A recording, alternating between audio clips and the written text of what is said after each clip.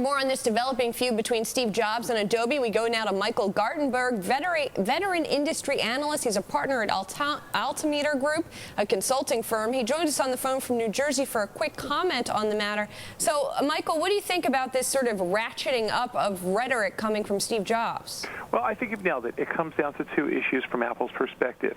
There are technology issues and there are business issues. And at the end of the day, Adobe does not need to respond to this via rhetoric. There's only one way they can respond, with actions, not words.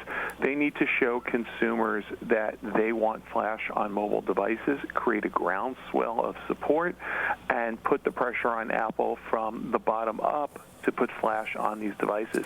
If that doesn't happen, then there will be no Flash. Well, Michael, there's already been some of that, hasn't there? I mean, I don't think I read a single review of the iPad when it came out that didn't complain about the lack of Flash. Sure. I mean, you know, this is a digerati issue. The digerati and the pundits and the analysts and the press, we all care about things like Flash or no Flash.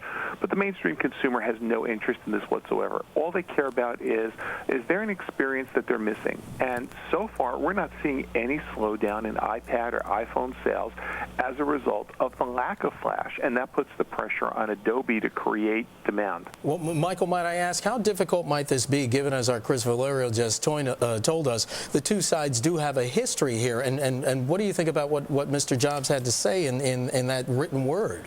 Well, you know, look, there's a long history of these companies in terms of what they've done in the past together, what they haven't done in the past together. I don't think any of that matters. At the end of the day, if Apple's customers demand Flash for functionality, then Apple will put it on there. And unless Adobe can demonstrate why Apple's customers would care, then Apple isn't going to budge on this issue. They're going to focus on the things that matter to them, and that is creating rich, deep applications that differentiate their platforms from everyone else's. Michael, just quickly here in 20 seconds, how does Adobe do this? Adobe has to show Flash 10.1 running on mobile devices, running well, creating experiences that you can't get on the iPhone or iPad. If that happens, that puts pressure on Apple. Okay. If it doesn't happen, well, game over. All right, Michael, thank you so much for joining us. Michael Gartenberg, veteran industry analyst, talking to us about Apple and Adobe.